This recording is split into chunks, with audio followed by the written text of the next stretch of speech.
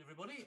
Welcome to this University of Bath Institute for Policy Research seminar. My name is Nick Pearce. I'm a professor of public policy at the university, and I'm hosting today the launch of the book I think you can see in front of you, I hope you can, The Death of Human Capital, Its Failed Promise and How to Renew It in an Age of Disruption, published by Oxford University Press. And the three authors of the book are with us today to discuss its content. They are Hugh Lauder, who's a professor of education and political economy at the University of Bath, colleague of mine at the university. Phillip Brown, who's distinguished research professor in the School of Social Sciences at Cardiff University, and Sin Yi Cheung, who's professor of sociology in the School of Social Sciences at Cardiff University too. And they're here to discuss this book, which has this rather provocative title, The Death of Human Capital. Most people I know watching this will be aware of the importance, even the sort of dominance of human capital theory in much education and skills policy in recent decades, indeed central also to economic policy. The idea that if you increase people's education and skills, you increase their productivity, you increase their earnings, you increase the overall performance of your economy. And it's that thesis that this book sets out to challenge. And I'm not going to say more, I'll leave it to our authors to tell you their argument, but it's an important one. It has lots of implications, I think, for a number of areas of policy. If indeed we're seeing a different way of thinking about education and skills, it has many implications for how we think about social, economic, and other public policies. Following the presentation of these ideas, I'm also delighted to say we'll be joined by Professors Ewart Keep and Leesa Wheelahan. Ewart is a professor in education, training and skills at the Department for Education at Oxford University, where he was one of the founders and directors of the Centre for Skills, Knowledge and Organisational Performance.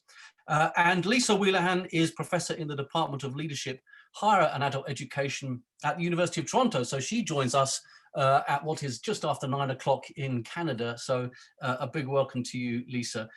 Before we start, there's just a couple of items of housekeeping which I need to share with you all. Your cameras and microphones will remain switched off. If you've got a question, please submit it via the Q&A function, which if you're using Zoom, you'll see at the bottom, and we'll try to respond to all the questions we have in the course of the session today. We're recording this, so filming and photography is taking place, and subject to no technical difficulties, we'll make it available online as a podcast and a video at a later date. So thank you all for joining us, and I'll now kick off our webinar by handing over to Phil Brown. Phil. Nick, thanks very much. And thanks everybody for attending. I know it's yet another occasion where you have to sit in front of your computers, probably in the same room you've been in since March. So we're really delighted that you're able to join us for this book launch.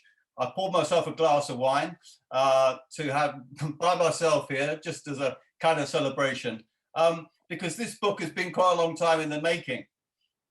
Hugh and I, in finishing the global auction, thought, wouldn't it be a good idea to write something on human capital?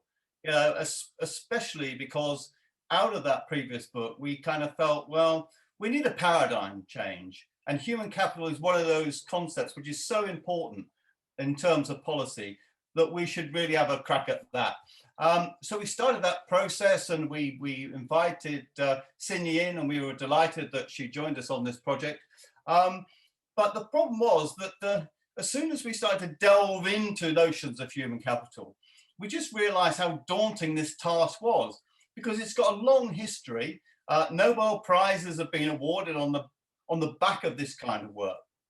And that's not easy to usurp. It's not easy to really get behind the ideas, because a paradigm shift, it involves not just showing what's wrong, the kind of critical anomalies, like learning isn't earning for a lot of people, but also it's about proposing new ideas, new concepts and theories. So actually, this was a fundamental challenge. And it also explains why we organized the book as we did. It's in 3 parts. So the first bit is about the rise of human capital, those ideas that have shaped the theory, and Hugh will talk a bit about that in a moment. And then we've got a section on the failed promise of human capital. And Sin will say a little bit about some of that. And then the third section is really trying to rethink What do we mean by supply? What do we mean by demand? What do we mean by rewards? And what would a new kind of theory of human capital really look like? And one of the fundamental challenges of anybody writing a book like this, as we all know, is that how do you communicate it? How do you really capture the ideas in a way that people can really grasp and understand? And I think for us, the breakthrough came when we made a distinction between labour scarcity and job scarcity. So labour scarcity is consistent with orthodox theory, where the focus is on individual investment in education and skills that are seen to have value to employers, and that is seen to continue over time.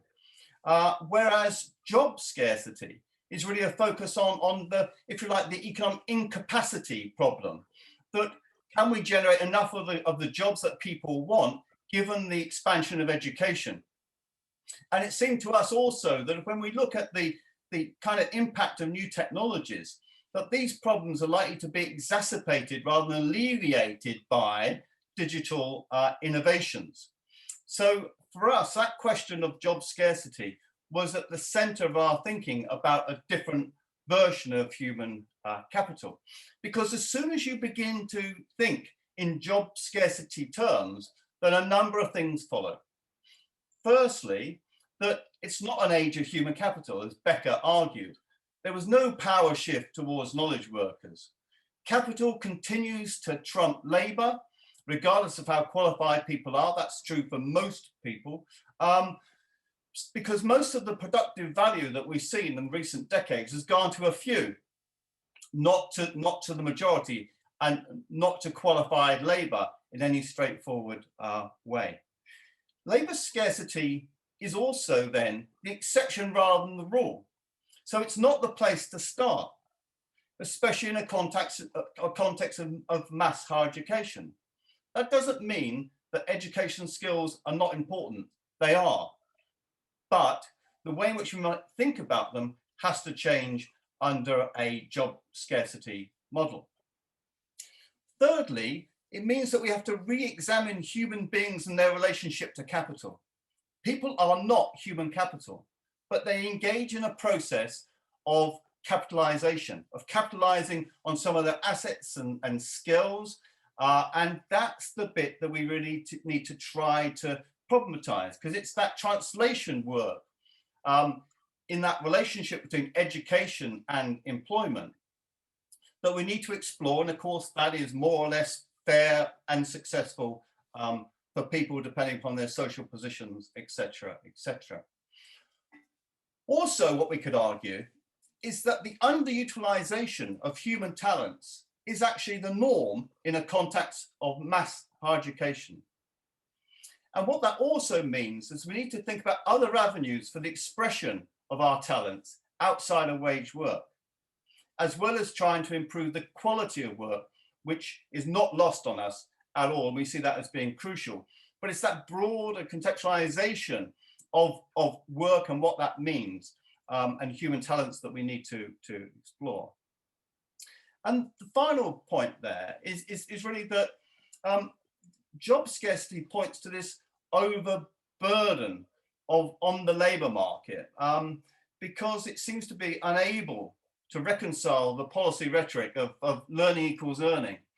And so for us, we need to think, okay, well, how is the labour market going to operate in the future? What is the role of, for example, a basic income? How might that help in terms of delivering social justice and fairness, as well as improving the quality of life? So those sorts of issues we wanted to raise in the book.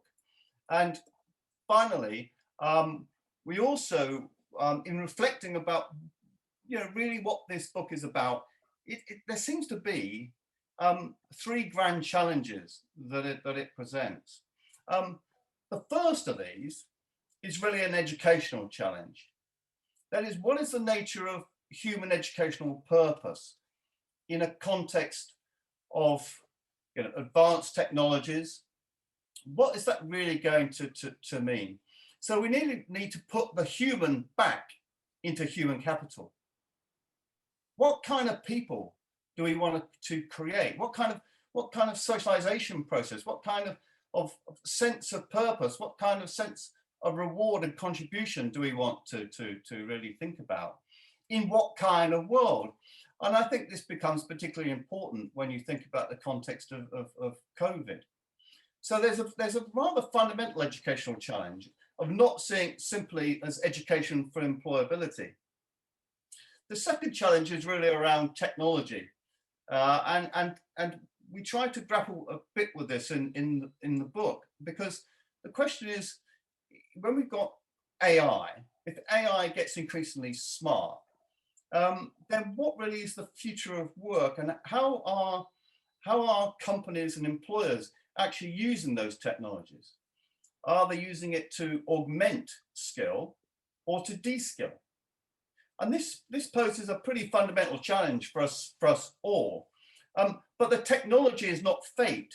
So the sorts of ideas that we have about human capability, about what is a quality job, about how rewards should be distributed, that is actually part and parcel of this discussion about the new human capital. And that relates to the final challenge, and that is around inequality. And there seem to be three interrelated inequalities that we need to try to grasp. One is who learns what and when. So this is about educational inequalities, but also it relates to issues of lifelong learning and access to training, which has become much more problematic. The second really is about who does what, about the opportunities to capitalize, about how we're going to organize and distribute work, as well as educational opportunities. And the third is really about who gets what. How do we create, or how do we think about a shared prosperity? What is then social justice? How do those things relate one to the other? Because really, unless we grasp these sorts of issues, we're not going to have the kind of paradigm shift that we now think we need. And we sit here today knowing that, for example, in the UK, that GDP per capita has fallen more this year than it's done for 300 years, proportionally.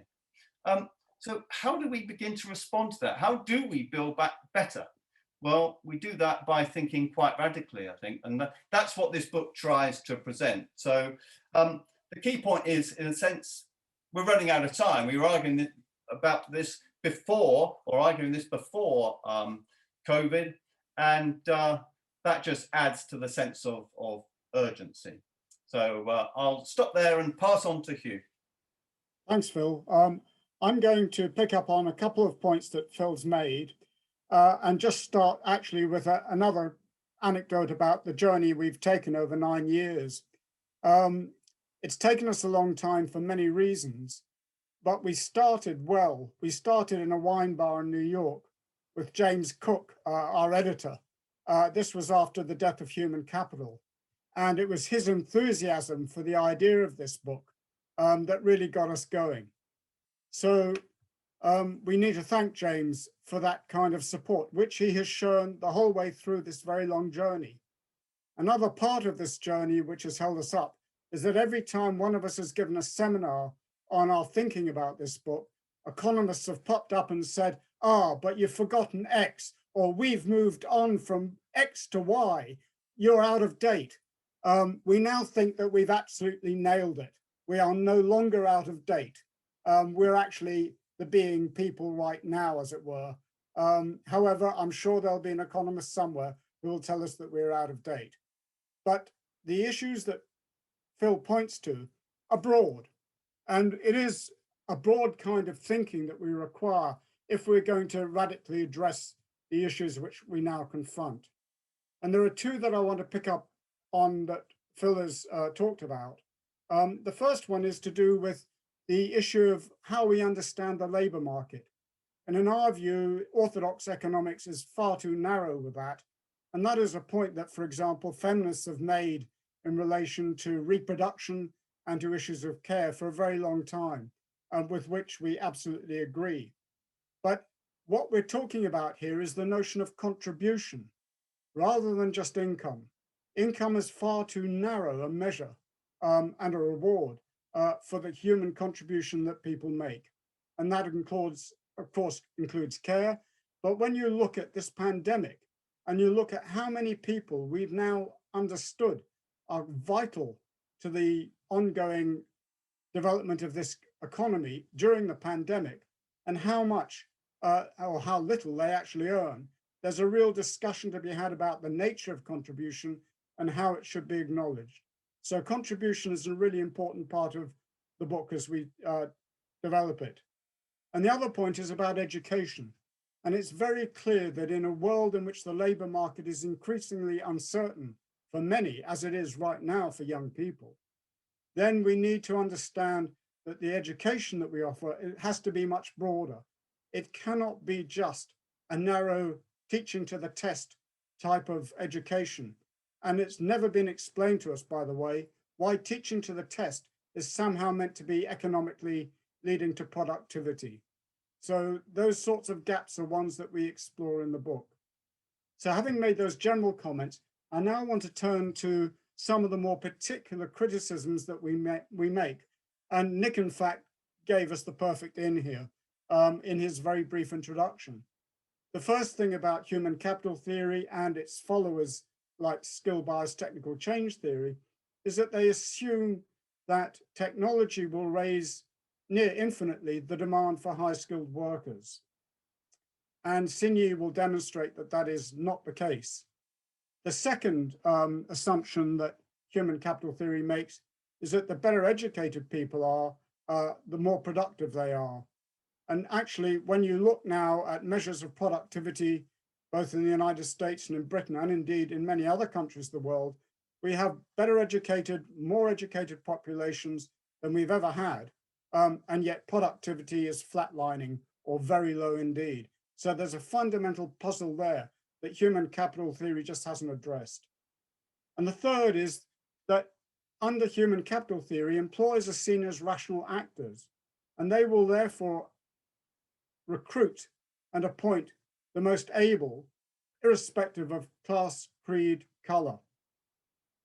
And that is simply not the case. And as Sin Yi will demonstrate, the labor market is absolutely shot through with inequalities, and they also need to be addressed. And Phil has mentioned some of the ways in which we are trying to address those. So if they are the assumptions that are made, then we need to dig a little deeper now and look, for example, at the theories of causation, which those assumptions are translated into. And here there are two key theories of causation, and they very often go hand in hand. So the first one is, and it's known as Say's law, but basically it says that supply will generate its own demand. And when you look at education policy in this country, as in many others, the government has clearly assumed that if more and more people are highly educated, the demand for their productivity will be there. It'll be, the employers will respond with that. And that's just not the case. We know that because that's precisely why we have a fundamental problem in terms of the shortage of well-paid jobs, high-skilled, well-paid jobs. So the other theory of causation has to do with supply and demand. And interestingly, in some of the more recent books in human capital and skill bias technical change theory, the latter is a rather long term, and it basically just means technology will drive up the demand for labor, skilled labor. And it's a kind of progeny of human capital theory. An example of that which uses this kind of forms of causation is that by Golden and Katz in a book which at the time was very eminent on technology and education, in which they argued that the reason why there were inequalities in the labor market was to do with the fact that there weren't enough supplied skilled labor to reduce the income of the few that had got were highly skilled in education and could then turn that into rewards in the labor market. So the idea was if you create more people with higher skills, then you'll get a reduction in income inequality. And again, as Phil's pointed out, that is simply not the case, because it's the top 10, the top 1% who've actually creamed off the productivity of other people. So we then investigate these notions of causation. And the fundamental problem that leads to are methodological problems. And there are two that we'll point out to here. The first is to do with the fact that it's rather simplistic account in many of the studies of human capital theory is that there is a correlation between education and income or returns to the labor market. And that is a kind of monocausal account, which when we really begin to explore that, simply doesn't stand up. The second point, and it's one that I'll hand over to Sin Yi to elaborate upon, is that in fact, instead of looking just at the median or the average returns on, say, graduate education as opposed to a non-graduate education, which has been the predominant way of doing things methodologically for orthodox economists, we need to disaggregate the data. Unfortunately, they're catching up on a kind of view and argument that Phil and I have advanced for many years now. And I shall now hand over to Sin Yi, who will now, as it were, put flesh on the bones of this theoretical skeleton that I've been talking about. Thank you very much, Phil and Hugh, for that very clear and succinct summary of what is actually quite a long book. I don't have a lot of time, so instead of drowning you with lots of tables and numbers, I'm going to use a few graphs to illustrate some of the arguments we put across. And so the first one, the central tenet of the human capital theory argument is the universality of the claims they make, is that more education equals higher income. And it promises on a number of levels, individual, family, and national level. So in the middle part of the book, we try to tackle these claims one by one at the individual level, whether learnings equals earnings. And it actually says, here the graph shows men and women's income. I use the same y-axis, so you can see women are consistently earning lower, having lower hourly earning. This is the US data from over 4 decades, from 1970s, before around the 1970s recession to 2010, after the recent 2008 recession. So over time, you can see the earnings for graduates and high school leavers. They're pretty stagnant. There's in real terms, and US dollars 2009, these earnings per hour hadn't actually shot up as economic growth or you would expect. People will earn more 40 years later compared to the 1970s. So the main story to take home from this graph is most of the median college graduates, low means in the lower 10% of the distribution, medium is the M is the medium, and H is the highest 10% of the distribution of the graduates, college graduates earning. So you can see that only the top 10% of graduates actually are way above earning a lot. So they actually are the winners. And the others, you see this main cluster of lines in the middle and at the bottom. So in short, a median college graduate is earning less across the 40 years compared to a high school leaver. And so what is the point of going to college and make all that individual family investment in higher education?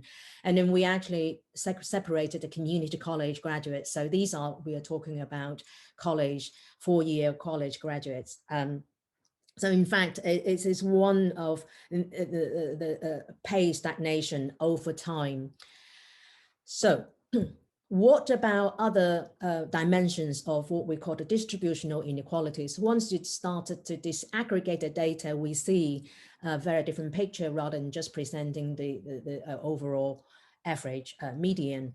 And we tried everything. Mean obviously is subjected to, is often subject to outliers, statistical very high earners or very low ones. So you use the median, which gives a slightly better representation, but without actually disaggregating into different decile and 10 percentiles, and you still masking a lot of what we call distributional inequalities.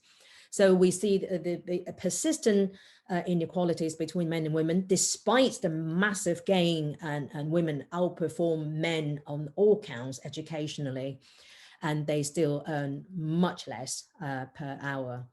And the similar pattern is across Europe, very much the same in other developed countries. So when it comes to racial inequalities, these two graphs summarize it very well.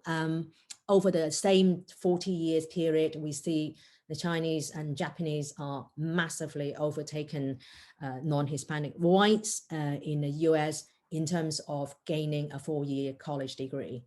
And on the right-hand side of the chart, you see that a very different picture. And these are the percentage of unemployed US graduates by race. So despite outperforming the white counterparts, Chinese and Japanese actually have higher proportion of unemployed graduates. And not to mention the Blacks, Native Americans and Latin Americans are trailing very far behind. So moving swiftly on, and this is about learning not equals to earning. So on the left-hand side of the chart is college graduates, and on the right-hand side of the chart is high school leavers. So this is actually showing college median earners, college graduates. On the right-hand side, we see the top 10%, 90% percentile, the high school leavers. So over the 4 decades, high school leavers, again, consistently earning a fair chunk more compared to college median graduates. So of course, and again, you won't see these if you don't disaggregate the data the way we do.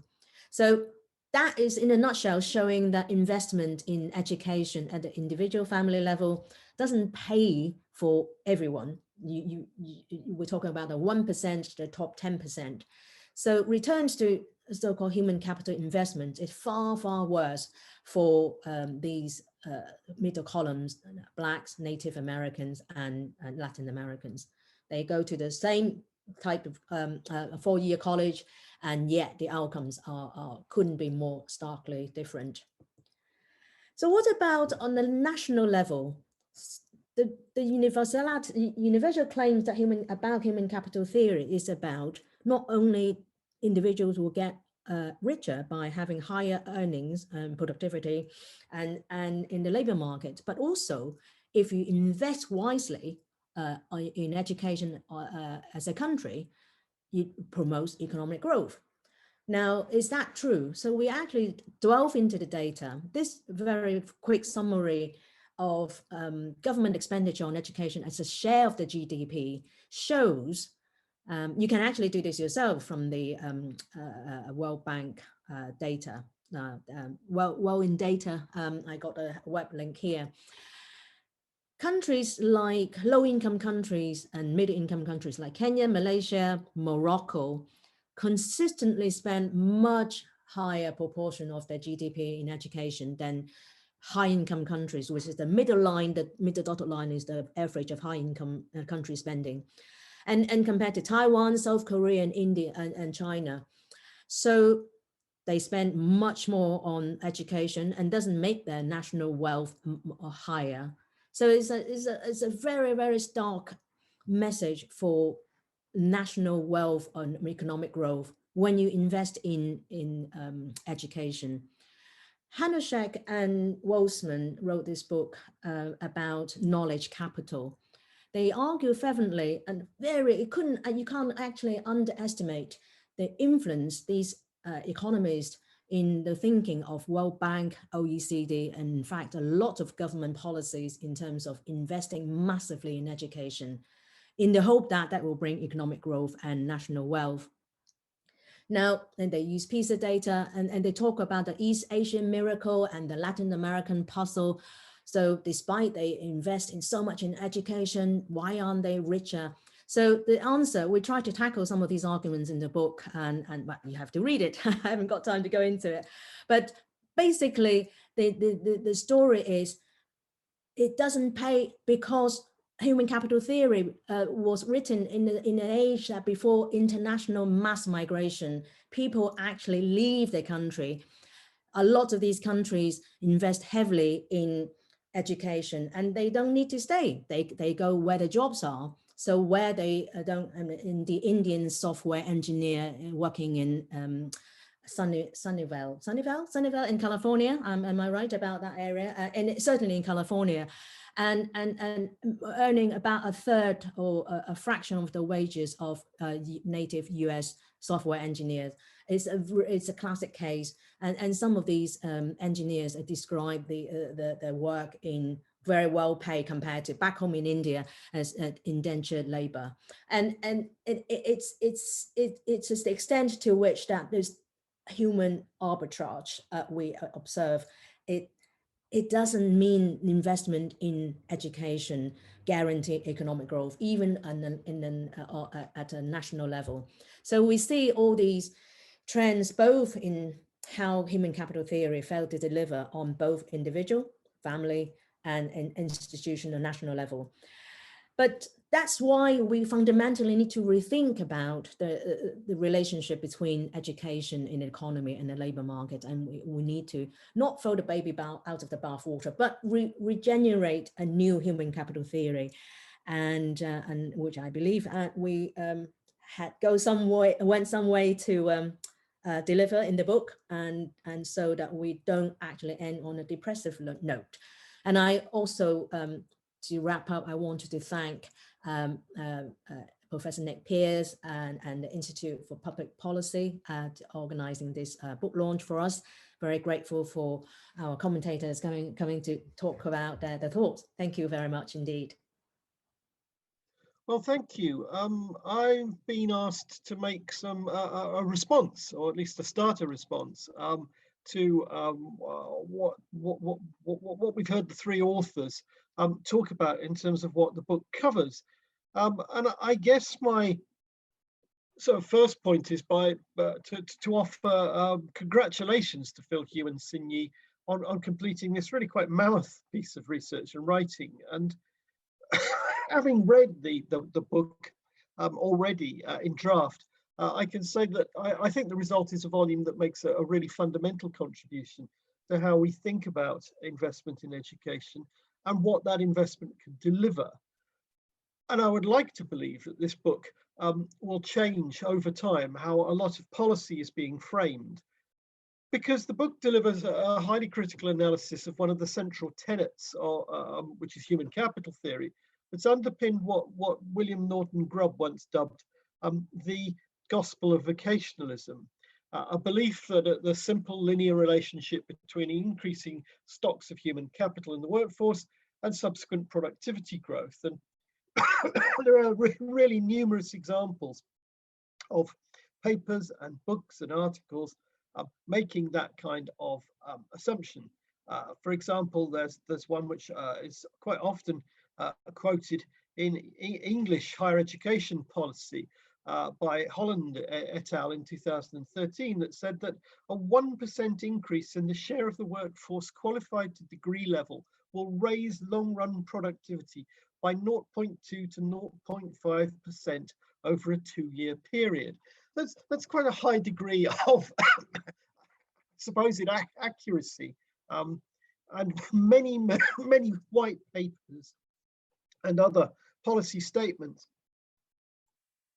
have used that kind of projection and suggestion to justify spending on higher education. And underlying all of this is a belief that participation in education leads to achievement, achievement leads to qualification acquisition, which is a proxy for skill acquisition, which leads to productivity growth, which leads to wage gain. And if the world were that simple, it would be a much happier place than it is, because Unfortunately, the equals in that sequence that I've just described are fairly conditional. We've followed human capital theory fairly slavishly in England for the last 35 years.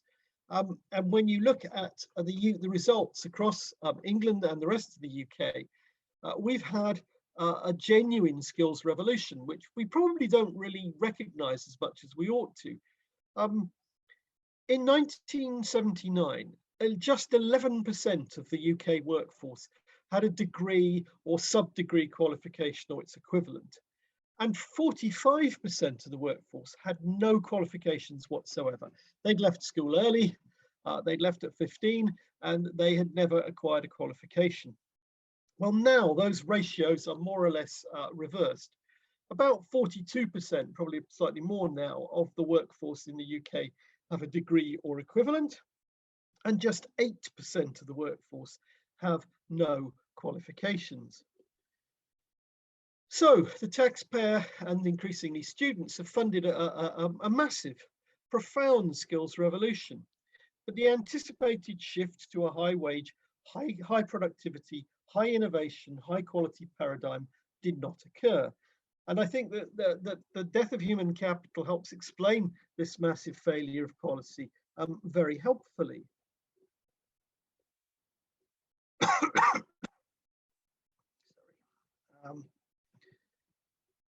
Why did things fail? Well, I guess they failed for a variety of reasons, but the death of human capital in its introduction actually starts with, I think, one that's really important, certainly to me, coming at this from an industrial relations and personnel management perspective. In the introduction, on the first page, in fact, the introduction, Theodore W. Schultz's 1960 prediction that human capital theory would mean that labour ceased to be treated as a mere factor of production, like land, plant, or factories is mentioned.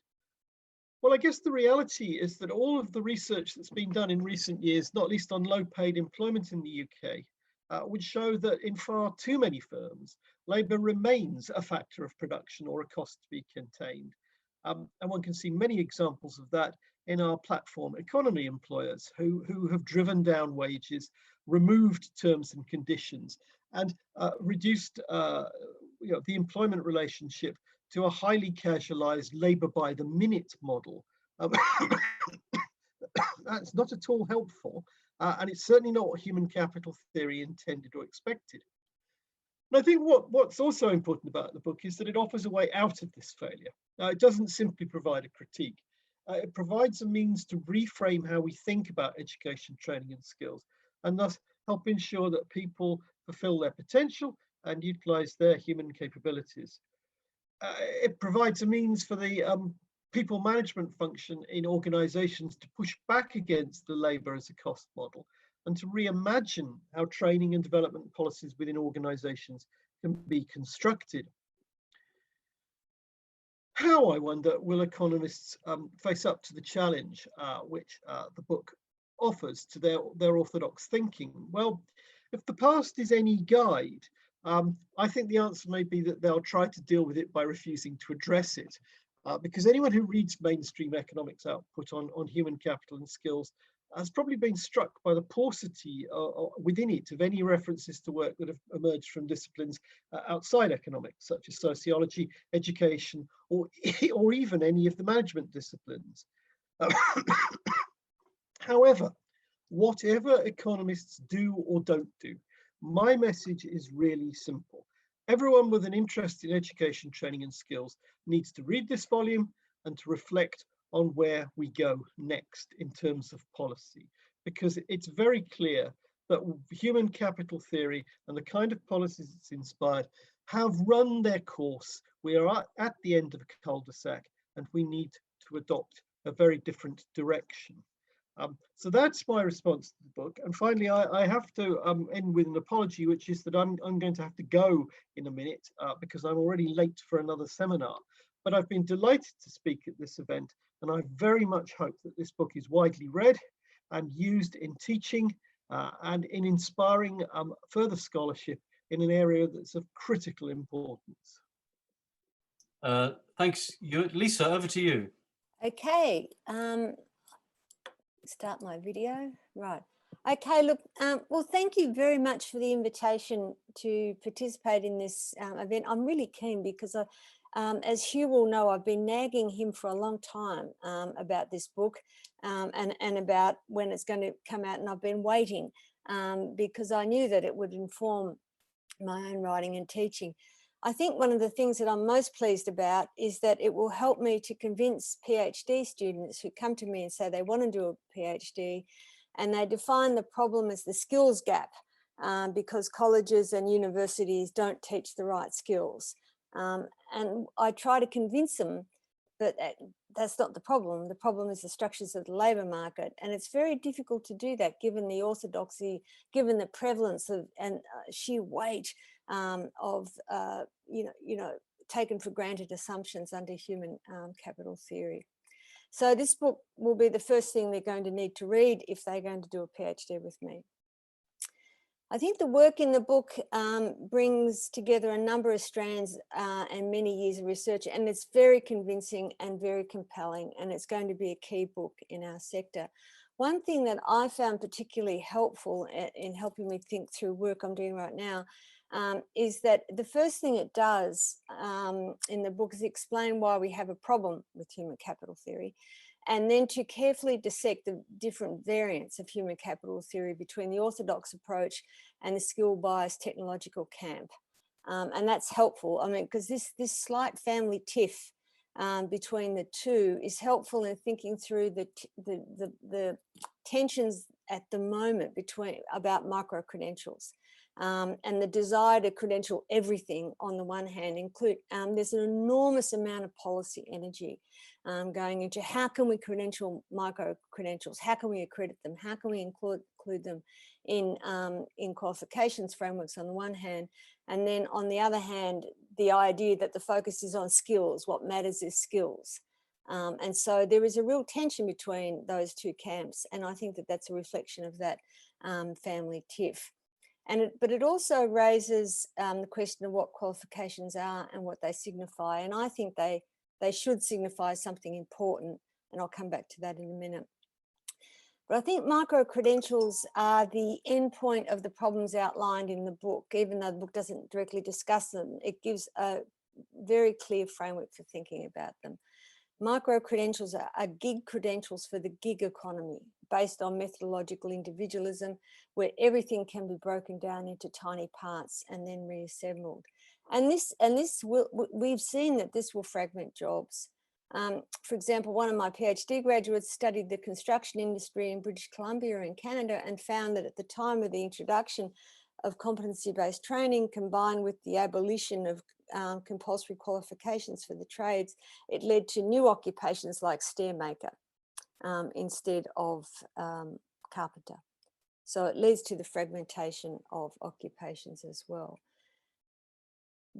It's clear that human capital theory doesn't work. We've been trying to convince people in Australia for years that that's the case. And I mean, the most clear evidence of that is that in Australia, in the vocational education sector, which is based on competency-based training, so qualifications are directly aligned to tasks and roles and jobs, only 28% of graduates in a year end up working in the jobs for which they've been qualified, 28%.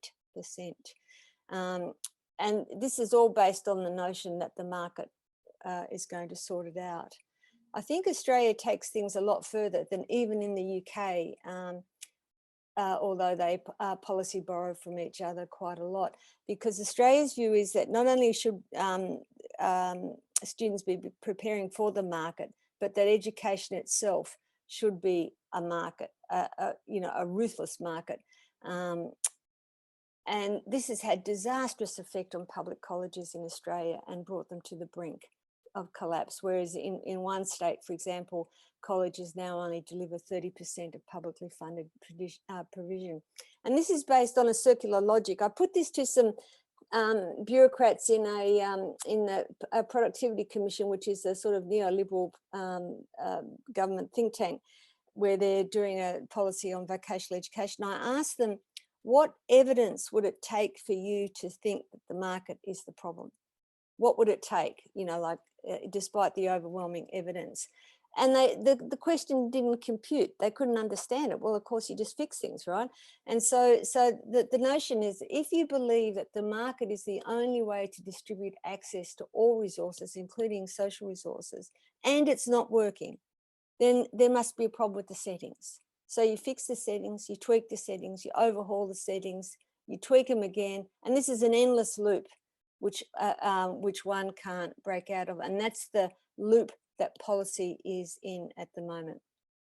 So the book gives us a set of theoretical tools which are underpinned by empirical evidence in breaking out of this stupid circle.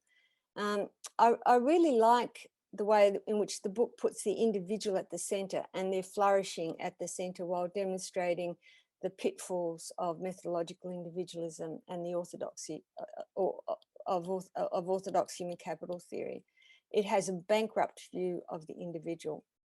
So one of my favourite authors is C.B. Macpherson, who was writing in the 1960s, and he refers to the individual as the bourgeois possessive individual of liberalism, and he says that the liberal individual is premised on a conception of individuals as owners of their own capacities and person, who therefore owe nothing to society for the conditions of their existence or for the development of their capabilities. He says the individual was seen neither as a moral whole nor as part of a larger social whole, but as an owner of himself. Individuals are proprietors of their persons, and society consists of relations of exchange between proprietors. And I think that's a lovely quote in thinking about the kinds of problems that we face today. The logical conclusion of that is that the self can only be realised in a market. And that's why it's an impoverished self. And another favourite actor of mine, Bourdieu, author of mine, he explains that Bourdieu explains that the actor of human capital theory, basically, it's an ethnocentric concept. And it's an ethnocentric universalisation of a historically specific period of human motivation. And that's really helpful in the book, because the book does do that. The book goes through long historical periods to explain some of these problems. And so he says of human capital types of ideas, he says that all the capacities and dispositions it liberally grants to its abstract actor, the art of estimating and taking chances, the ability to anticipate through a kind of practical induction, the capacity to bet on the possible against the probable for a measured risk, the propensity to invest, access to economic information, etc., can only be acquired under definite social and economic conditions. And yet this is what we're asking people to do today, particularly the people who are least equipped to do that. And this makes a lot of sense, I think, of the whole notion of market ready, of market readiness that's discussed in the book. People have to be market ready. They have to be ready to hit the ground running. And one thing that I think that I'll finish on is a really important part of the book for me was the discussion on the role and nature of education. I've been worrying for a long time that those of us who've been critiquing orthodox approaches didn't really have a good argument for what education should look like and why or how it matters. I mean, why should we be saying that people should go to university or college if it's not going to get them a direct job, if that's what the point is? And I think there's a lot of authors who've got the idea that no, none of this is working, therefore the solution is we don't need more education. And I've found that deeply problematic and undemocratic. And so it's leading to people to say we have over-credentialing, therefore shut it down. I don't accept that at all. I think we've got a distorted notion of qualifications based on human capital theory, and that's the problem. And the response is that qualifications are much broader and prepare people for life, as Dewey explained. I mean, he explained that we may call a person a baker, but that's how they may be known, but they are also a political being, a member of their community, a member of their family, a member of all of those things. So the book situates education in these broader overlapping institutional contexts in which education is situated, and it demonstrates the interdependencies between social inequality, gender and race, and what it would take to begin to address these problems. And it's enormously useful. The only thing I disagree with is the claim that's made where Nespresso could possibly produce as good a coffee as a barista. I think that's just wrong. So that's my only point of disagreement. I think it's an excellent book. It opens opportunities to explore problems and what we need to do about them. And it does provide direction for policymakers and scholars. And I'm very glad it's published now. Thank you. Thanks very much. Thanks so much indeed, Leesa. I'm going to hopefully come back in onto your screen in a second. And here I go. Great. Well, thanks very much indeed. And we've got some questions in the Q&A I'd like to turn to. And a couple first, the ones that have most recently come in. One from a colleague of ours at the University of Bath, Matt Dixon, who's basically saying, in defense of at least to think about human capital theory more broadly, we know that education does provide returns, not just in earnings, or certainly if we were only focused narrowly on median earnings, but in things like employment probability, job security, occupational prestige, job satisfaction, etc. So how far, just a first question to our authors, how far does the evidence you cite touch on those questions about the relationship between education levels and job security, satisfaction, prestige, and so on? Sorry, we're waiting. So I'll try to take that one. I think I have met Matt in one of the workshops a few years ago now. So hello, Matt. If you're in the room, I can't see people.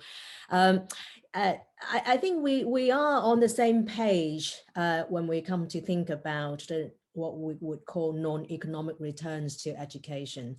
But and Phil and Hugh can come in if I'm not doing a very good job with this question.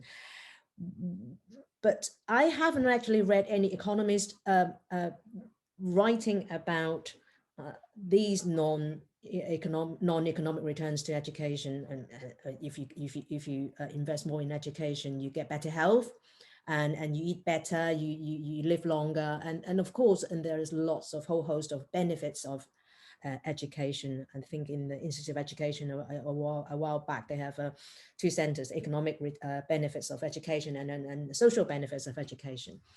So, but fundamentally, the link between earnings and explained by learning education has so fundamentally driven all this education and skills and training policy and a supranational level. And that's the central argument we're trying to tackle, we're focusing on.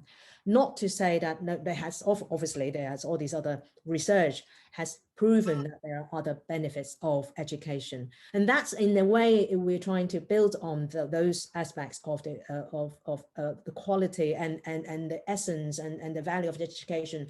Hey, let's not forget these other sides of, but fundamentally, because education has been used, investment in education has been used in such a powerful argument to invest more and more and more. And the promise is because you actually get better wealth, both at individual and the national level. And that's the argument we're focusing on. We haven't actually, we're not denying or ignoring some of these other, but I don't think those other key arguments economists trying to push, and if I misread that, and that will just be my limitation. Okay, thanks very much, Phil. Yeah, just very quickly to add to that.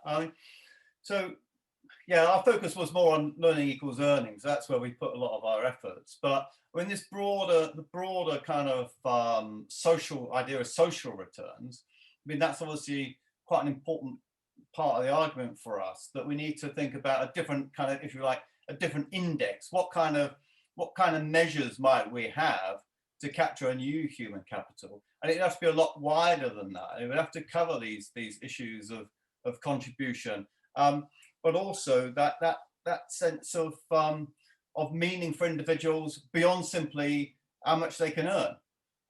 So we're not in any way sort of want to play down some of the benefits of education and its relationship to the economy, but we want to broaden out that discussion. And if we had more time, we spent nearly 10 years, so I think that's probably long enough.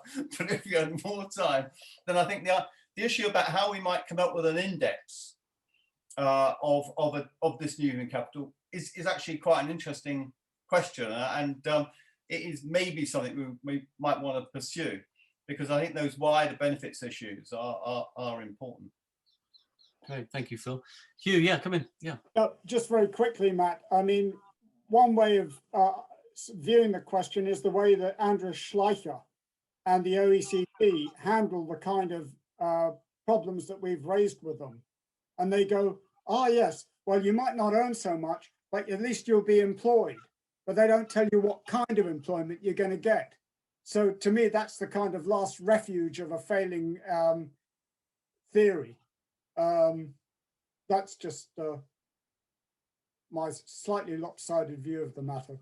Well, that partly answers, I think, one of the questions we have here, which is, can you use things like the PISA tests, Andreas Schleier and others, for capturing this broader notion of education? Phil touched on the idea of an index that might all relate to kind of capabilities thinking about, the Amartya Sen and others have used to sort of measure real human development rather than simply economic growth. There is a couple of questions, though, which I'd like to come to, which really relate to this question of the relationship between market economies, capitalist economies, and the supply of education and skills. So one take on your argument might be that since the 1970s, at least, and perhaps there's a wider explanation, but since the 1970s, capitalism has changed to the degree that it's generated more inequality, that it's found ways of reducing workers' rights, it's found ways of undermining trade unions, of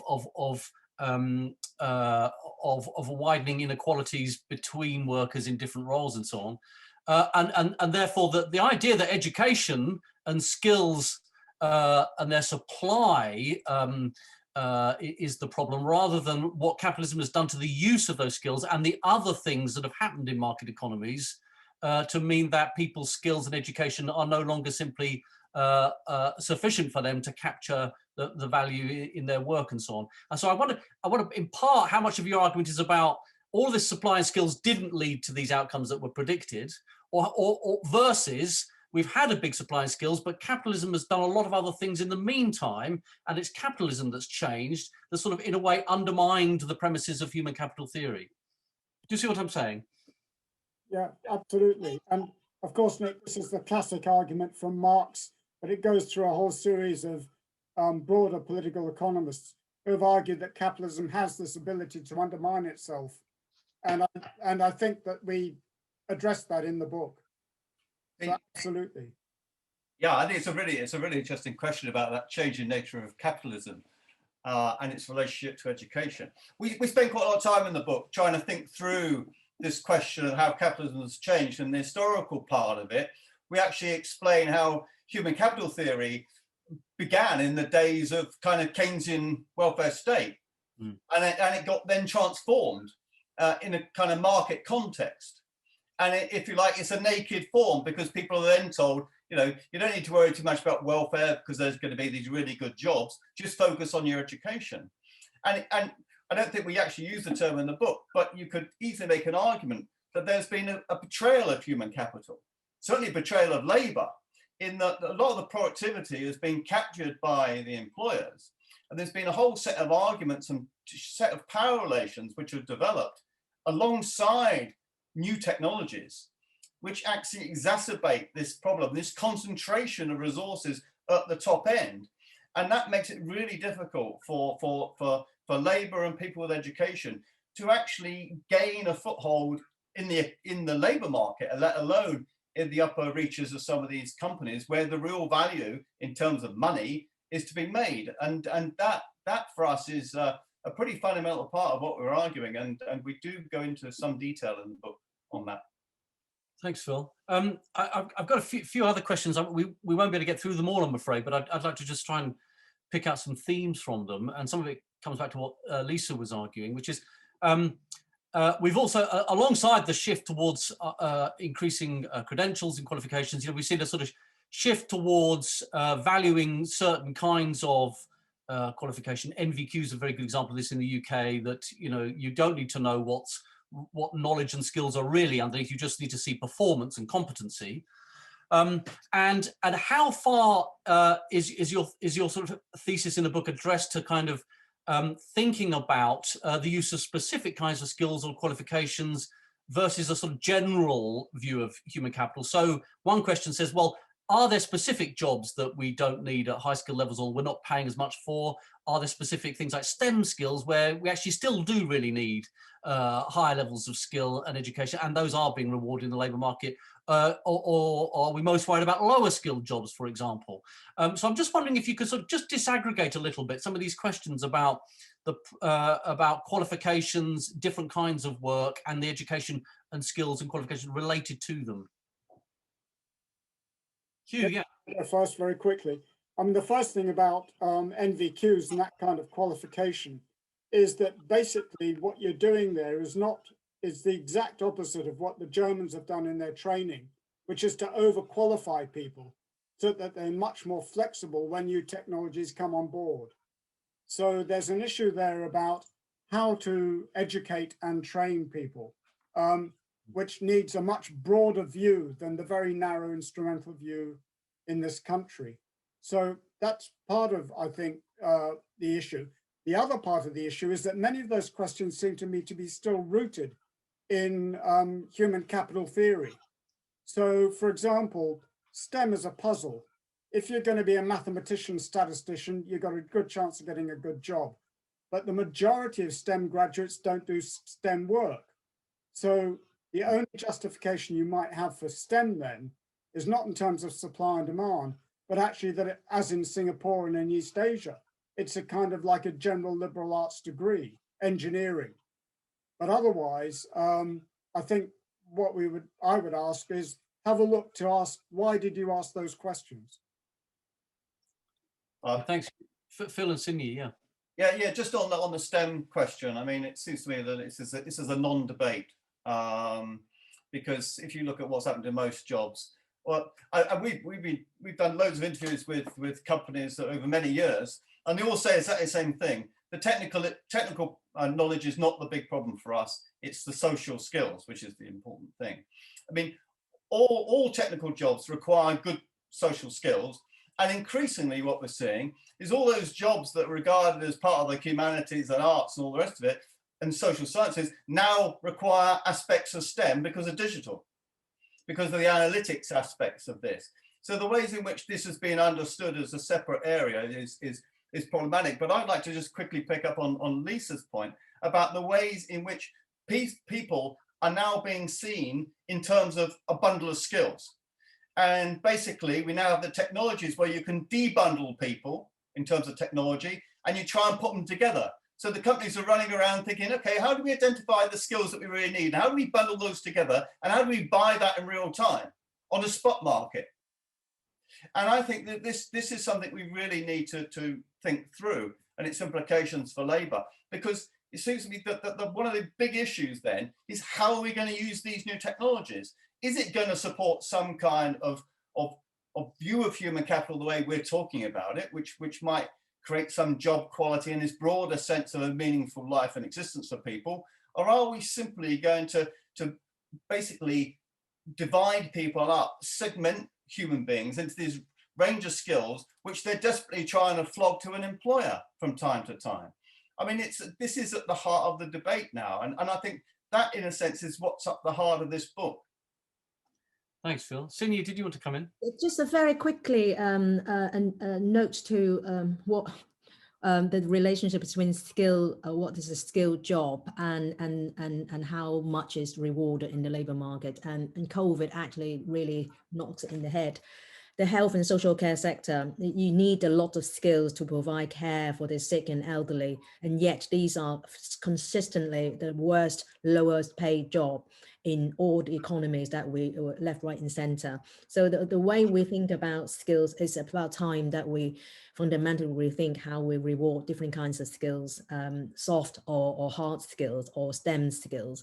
And in the book, and we actually disaggregate wage growth over the 40 years period of time. And the only sectors or occupation that actually experience wage growth are lawyers and doctors in the US. It's not software engineers, it's not scientists, it's not teachers, not professors. So it really brings it home how the society looks at skills and how we reward skills.